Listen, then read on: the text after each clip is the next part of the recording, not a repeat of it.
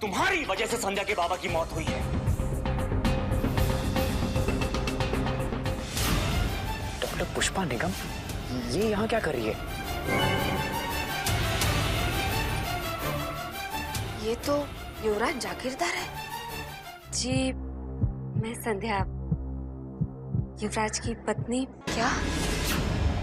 युवराज की पत्नी? अरे युवराज की शादी कैसे हो सकती है? सबकी जिंदगी में कोई ना कोई राज जरूर होता है। कुछ राज ऐसे होते हैं जिनसे पूरे परिवार की इज्जत जुड़ी होती है। ये क्या है? कुछ ऐसे होते हैं जिनसे आदमी का लालच जुड़ा होता है। लेकिन कुछ राज ऐसे भी होते हैं जो जान पे बनाते हैं, जिन्हें छुपाने के लिए आदमी खुद दूसरों से छुपता फिरता है। और कुछ राज ऐसे भी होते हैं जो अचानक सामने आते हैं और जो ऐसे आदमी को भी शक के घेरे में खड़ा कर देते हैं जिसने जिंदगी में कभी कुछ गलत नहीं किया।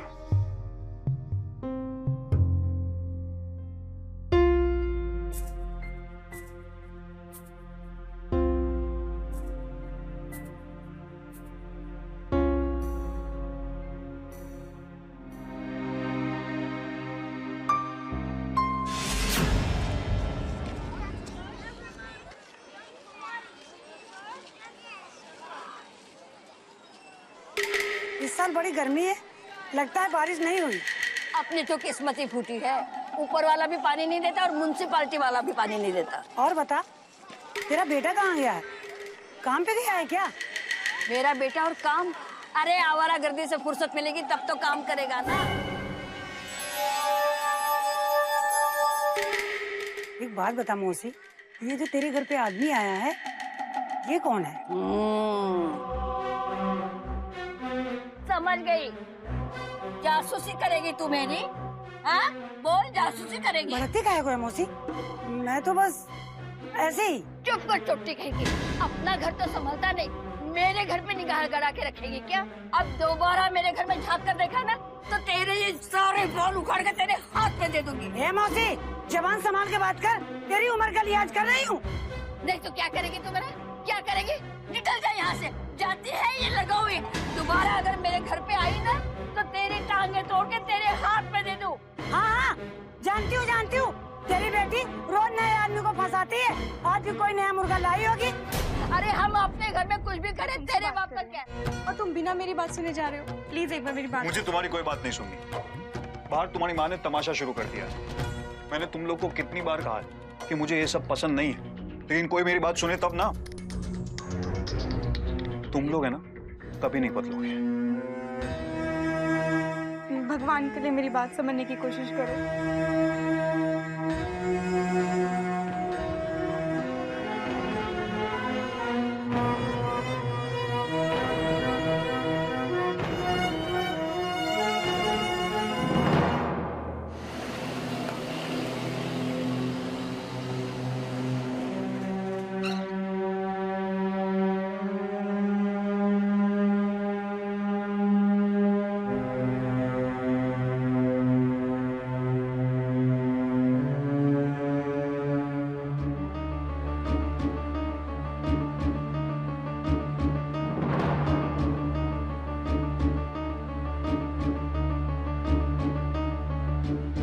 हाय युवराज।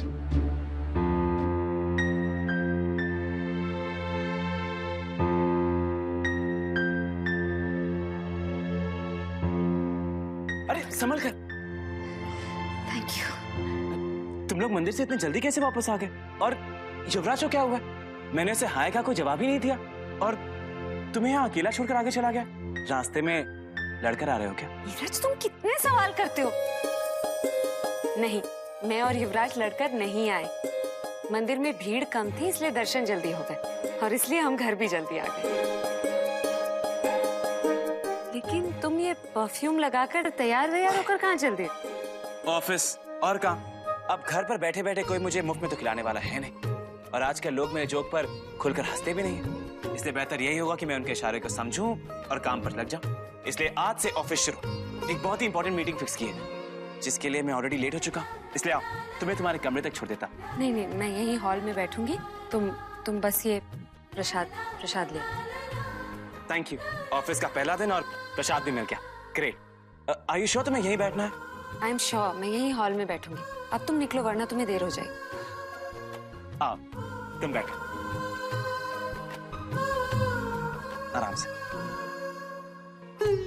हाँ, और अगर किसी चीज की जरूरत हो तो मैं तो नहीं रहूंगा। अपने पतिदेव को आवाज दे देना, जिनका शायद आज मूड ठीक नहीं है। Bye bye.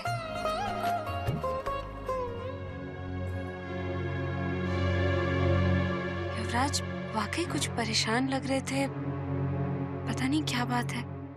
मुझे तो मालूम ही नहीं था युवराज की शादी हो गई है। मुझे किसी ने नहीं बताया। ओह या, यू मस्ट बी राइट। उन्होंने मुझे इनविटेशन दिया होगा, लेकिन मेरा स्टाफ मुझे देना भूल गया होगा। एनीवे, मैं जागीरदार साहब से मिलने जरूर जाऊंगी। शादी में नहीं जा पाई, लेकिन दूल्हा दुल्हन को बधाइयां तो जरूर दूंगी। या ओके, बाय।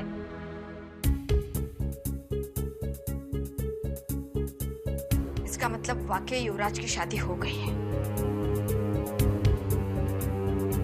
लेकिन जागीरदार फैमिली ऐसा कैसे कर सकती है?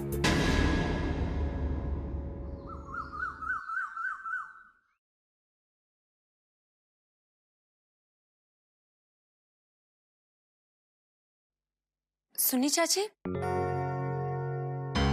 आप ही है ना? हाँ संध्या, बोलो। शायद आप मुझसे बात नहीं करना चाहती, इसीलिए बिना कुछ कहे जा रही हैं। नहीं संध्या, ऐसी बात नहीं है। मुझे थोड़ा काम था इसीलिए। ठीक है चाची, मैं आपको डिस्टर्ब नहीं करूंगी।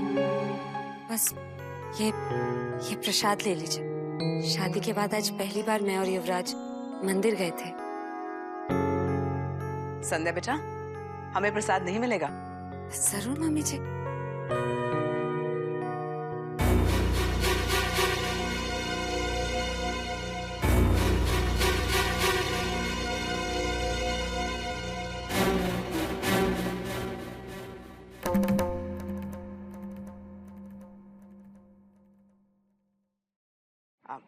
सरला, घर में प्रसाद सबको बांट देना। वैसे तुम लोग मंदिर से बहुत जल्दी वापस आ गए। मुझे लगा था बड़े दिनों के बाद तुम लोग घर से बाहर गए हो तो युवराज तुम्हें शहर घुमा लाएगा। हमने भी कुछ ऐसा ही सोचा था मम्मी जी, लेकिन मंदिर में दर्शन के बाद युवराज जल्दी घर आना चाहते थे, फिर मैंने भी ज्यादा जिद नहीं। भाभी, जल्दी चलिए, युवराज को संभालिए। भाभी, युवराज को देखिए, वो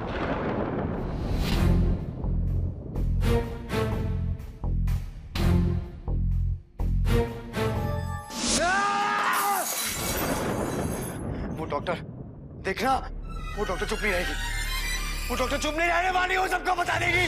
वो सब जानती है, वो सब जानती है। आज उसे मुझे देख लिया उसने मुझे।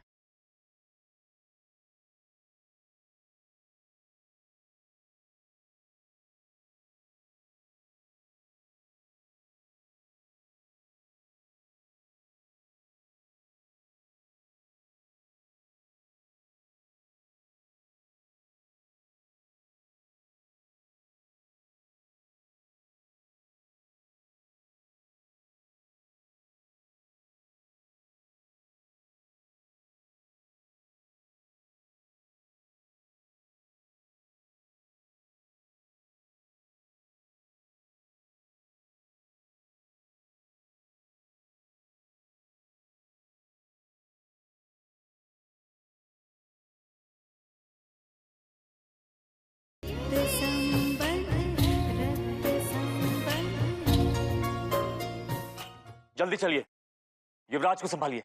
भाभी, युवराज को देखिए, वो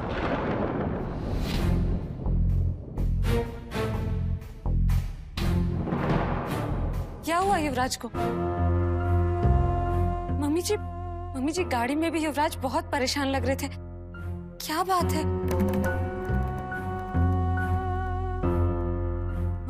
प्लीज प्लीज मुझे युवराज के पास ले चलिए। देखो संध्या, घबराने की कोई बात नहीं है। जरूर युवराज को कुछ मिल नहीं रहा होगा जो वो ढूंढ रहा है, इसलिए परेशान होगा। ये लोग तो बस यूं ही।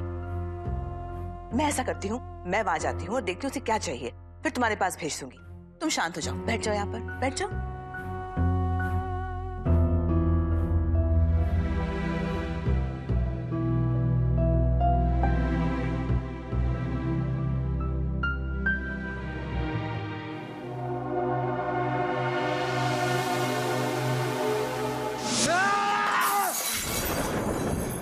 डॉक्टर देखना, वो डॉक्टर चुप नहीं रहेगी। वो डॉक्टर चुप नहीं रहने वाली, वो सबको बता देगी। वो सब जानती है, वो सब जानती है। मैंने कहा था उस डॉक्टर से कुछ मत छुपाना, कुछ मत छुपाना वो डॉक्टर से। आज उसे मुझे देख लिया उसने मुझे। उसकी आंखों में सवाल था। कल सारी दुनिया मुझ पे उंगली उठाएगी। कल सारी दुनिया मुझ पे उंगली उठाएगी। वो डॉक्टर सबको बता देगी, वो सबको बता देगी। वो डॉक्टर सबको बता देगी, सबको बता जाएगा अभी। युवराज, ऐसा कुछ नहीं होगा। जरूर होगा माँ। वो डॉक्टर से देखना, वो डॉक्टर नहीं सबको बता देगी। वो कुछ नहीं, सबको बता देगी। वो संभालो अपने आप को। बता देगी,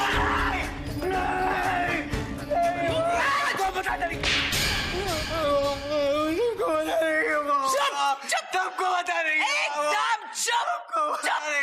कुछ नहीं होगा, कोई किसी को कुछ नहीं कहेगा, डॉक्टर निकट भी नहीं।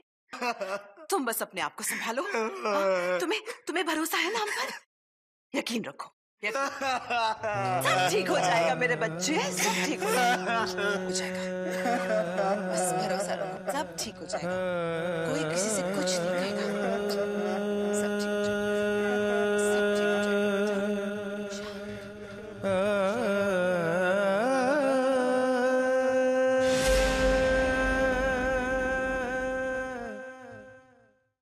संध्या, तुम्हें हमारे ग्वालियर में सब कुछ बहुत शांत शांत लगता होगा, है ना? तुम्हारे मुंबई में तो जिंदगी दौड़ती भागती रहती है। हाँ, पर मुझे शांति पसंद है। सुनी चाची, मम्मी जी अभी तक युवराज को लेकर नहीं आई, पता नहीं क्या हुआ होगा। संध्या, तुम घबराओ मत। वो युवराज है ना, वो चीजें कभी भी रख जाता है और फिर भूल जाता है और ढूंढता रहता है। तुम थोड़ा इंतजार करो, वो अभी थोड़ी देर में आ जाएगा।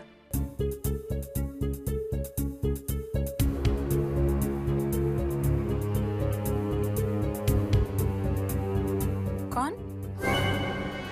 चाची कौन है?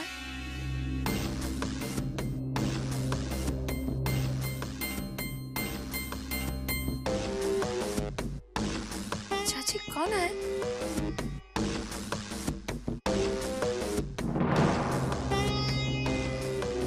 तुम्हें मेरे आने का पता कैसे चला? अरे डॉक्टर निगम, आप आइए ना। पहले तो तुम्हें मेरे आने का पता चला, उसके बाद तुमने ये भी पहचान लिया कि मैं कौन हूँ। ये सब कैसे? I mean, तुम देख नहीं सकती? देख नहीं सकती, लेकिन महसूस कर सकती हूँ। किसी भी इंसान को उसके स्मेल से या आवाज से पहचान लेती हूँ। आपको भी आपके परफ्यूम की स्मेल से पहचाना मैंने, और आज सुबह आपकी आवाज सुनी थी ना, वो याद रही मुझे।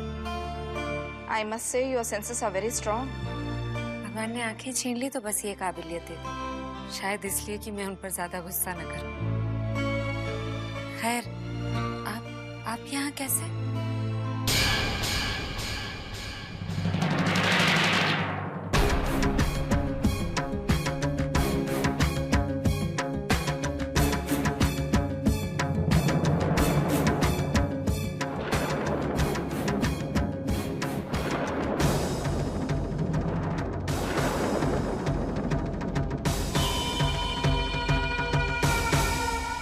डॉक्टर पुष्पा निगम, आप?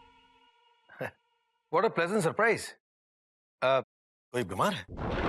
मुझे किसी ने बताया क्यों नहीं? पंकज जी, आप भी। ये जरूरी तो नहीं कि जब कोई घर में बीमार हो तभी डॉक्टर पुष्पा निगम आए। मैं मानती हूँ कि वो हमारी फैमिली डॉक्टर हैं, लेकिन हमारी फैमिली फ्रेंड भी तो है। और इस नाते मैं पूछना चाहती हूँ कि युवराज की शादी पे वो क्यों नहीं आई। यही जानने के लिए मैंने इन्हें यहाँ पर बुलाया है।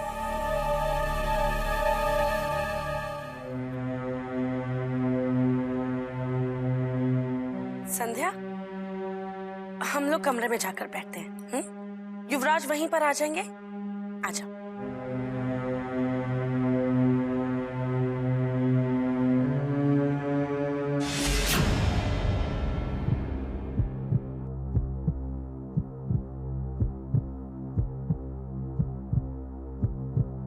डॉक्टर पुष्पा, आप मेरे साथ मेरे कमरे में आइए प्लीज। मैं जानती हूँ कि युवराज की शादी के बारे में आप मुझसे बहुत सवाल करना चाहती हैं।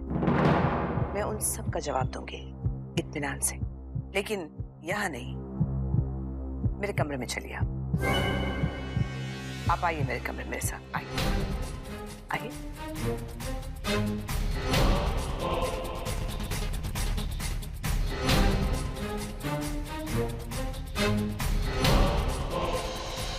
ये सब क्या है?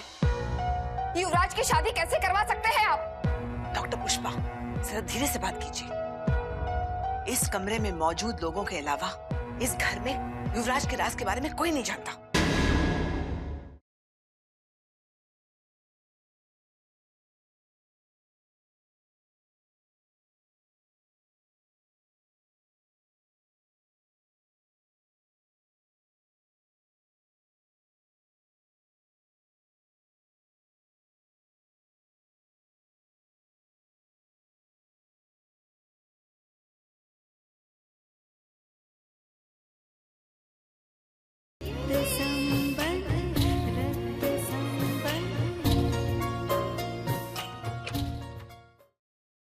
आइए डॉक्टर। ठीक है, आपके भाई साहब यहाँ नहीं है, जरा उन्हें भी।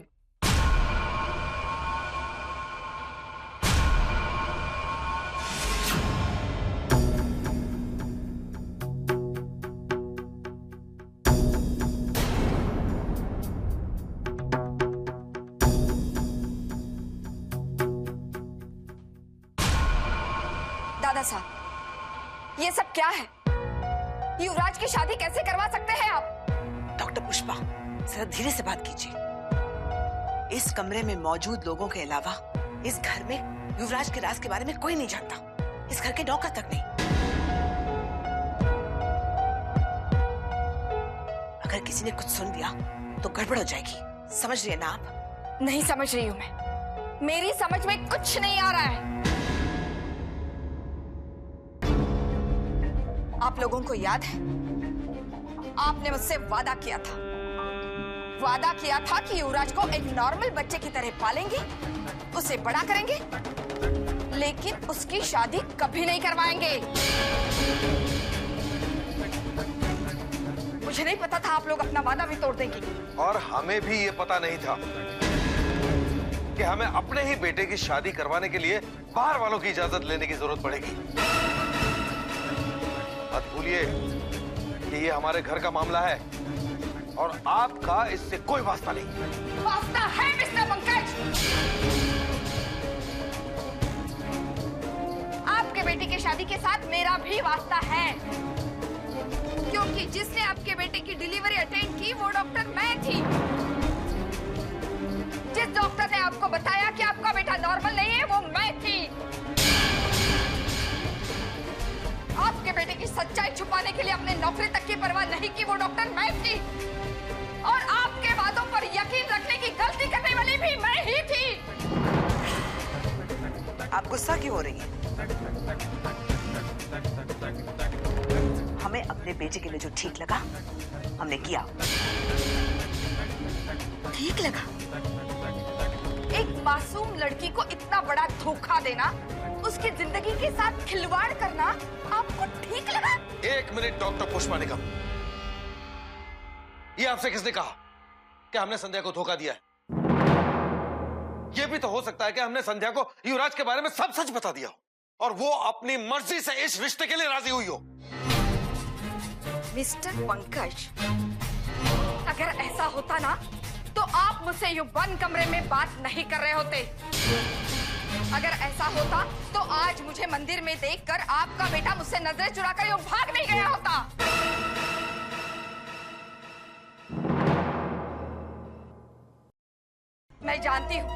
मैं जानती हूँ कि संध्या को सच्चाई मालूम नहीं है, मगर मैं ये जानना चाहती हूँ कि शादी के पीछे आपके इरादे क्या है? कौन सा षड्यंत्र रचा है आपने उस मासूम लड़की के खिलाफ? वरना इतने बड़े जागीरदार घराने की बहू और एक सामान्य मिडिल क्लास फैमिली से, और वो भी अंधी। एक मिनट डॉक्टर निगम, जैसा आप सोच रही हैं वैसा कुछ भी नहीं है। हमने जो भी किया अपने बेटे की भलाई के लिए किया, ताकि लोग उसे नॉर्मल समझ सके। नहीं है आपका बेटा नॉर्मल।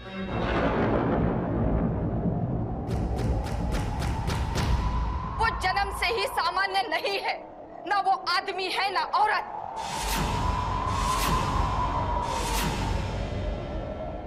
उसके लड़के होने का झूठा सर्टिफिकेट दिया था मैंने। ये आप भी अच्छी तरह जानती हैं और मैं भी। वो जन्म से ही हिजड़ा है।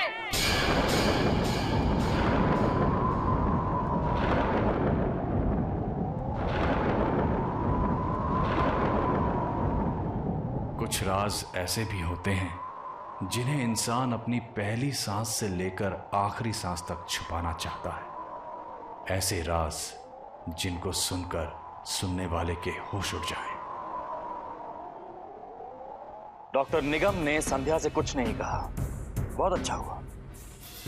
लेकिन वो कब तक अपना मुंह बंद रखेगी इस बात की कोई गारंटी नहीं है दादा साहब। जो प्लान हमने बनाया है उसे जल्द से जल्द अंजाम तक पहुंचाना होगा। नीरज को यहाँ आए हुए बहुत दिन हो चुके हैं। मेरे ख्याल से उसे बता देना चाहिए कि हमने इसे यहाँ किस मकसद से बुलाया है।